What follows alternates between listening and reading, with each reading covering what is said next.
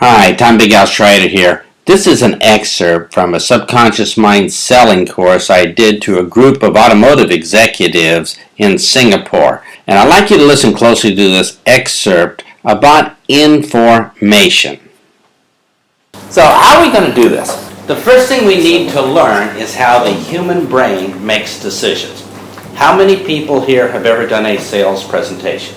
You sit down with somebody and say, if you buy from me, we give service, and we have this price, and we have this reputation, and here's a chart why we are so good, and here's a picture of the company directors, and we've been in Singapore in the automotive business for 200 years before automobiles were even invented, and we are the best, and we have the best financing, and do you want to buy?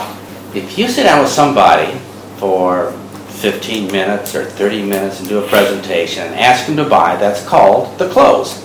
And unless you can close people on your ideas, on your sales presentation, unless you can close them to agree with you, it's going to be pretty miserable. So how do you get people to make up their mind? How many people here would like to be better closers? Wouldn't that be great? Be able to close people anytime. So let's take a look how the human mind works. And I'm going to ask you a favor. What I'm going to show you will probably go against all of your beliefs. And changing our beliefs is really uncomfortable. But the reward for changing our beliefs could be huge amounts of money.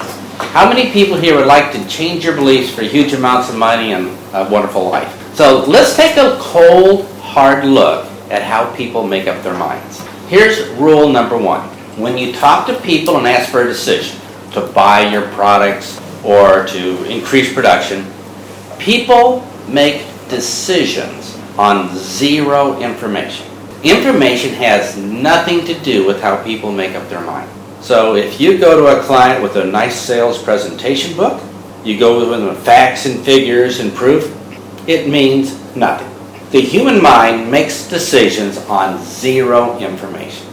How many people here believe that one? Or that's pretty strange, isn't it?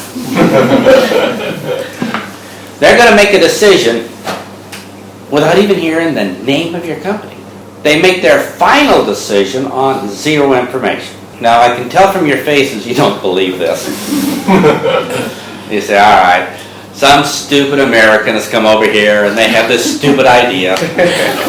All right, it may be a stupid idea. Let's take a look at what happens in real life. Are you ready? Right. How many people here would like to lose a little bit of weight?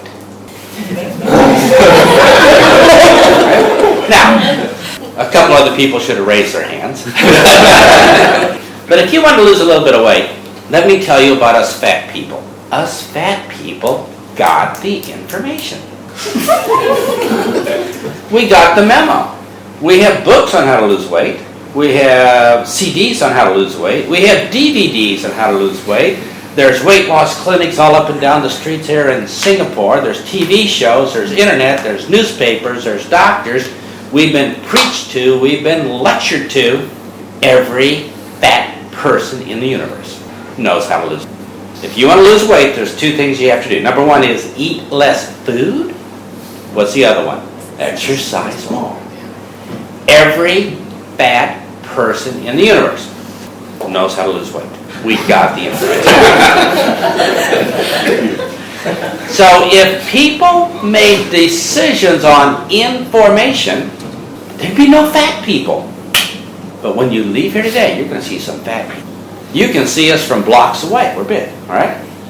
You're going to see fat people, and whenever you see a fat person, just remember this. People don't make decisions on information. So the first thing we're going to do is train our brain to understand that people use no information in making their final decision. So here's what I'm going to ask you to do. To turn to the person next to you, pretend they are fat. Some of you do not have to pretend, all right? And look them in the eye and say, people don't make decisions on information. Are you ready? So here is the exercise we will do to train our mind. For the next 2 weeks, every time you see a fat person, say this. Inside your head, not out loud. But you're simply going to say, people don't make decisions on information. So how many people now believe information has nothing to do with the person's final decision? All right, case study number 2. I'll do case studies all morning till we believe this, and I can hold out longer than you. But let's try this. Do you have information about your products and services? Yeah, you probably have brochures or CDs or DVDs or sales presentation books. You have an internet website, right?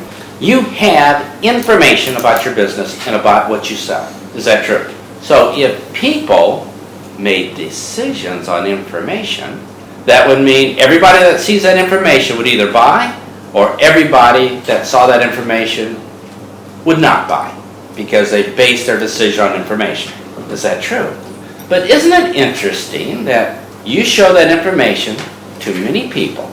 Some buy and some don't buy. So maybe they're not making the decision on the information. Because if they made the decision on the information, that would mean everybody would buy or nobody would buy. So they must be making their decision on something other than information. Interesting, isn't it? So I'm going to ask the question again, and I will do examples all morning long till we all agree. But how many people believe now that people don't make that final decision based upon information? Are we all in agreement? It seems strange, but the human mind is set up to make decisions on something other than information. So there you have it. As you can see, nobody makes decisions on information. Think about your business. You have brochures, DVDs, CDs, flip charts. Prospects see all this information, but if the information was the determining factor, everybody would either join or everybody would not join because they saw the same information. So what is it that causes people to make a decision outside of information? There must be something else. Now, if you're still skeptical, you're probably thinking about engineers. Well, let me tell you about engineers. We pride ourselves in collecting information. But if information was the determining factor, that would mean every engineer in the world would make the same decision based upon the information. Of course, that's not true. It's not true about accountants either. So let's focus on what makes the decision in people's minds. Because if we're in the decision-making business, we have to master this so we can move on and earn more money.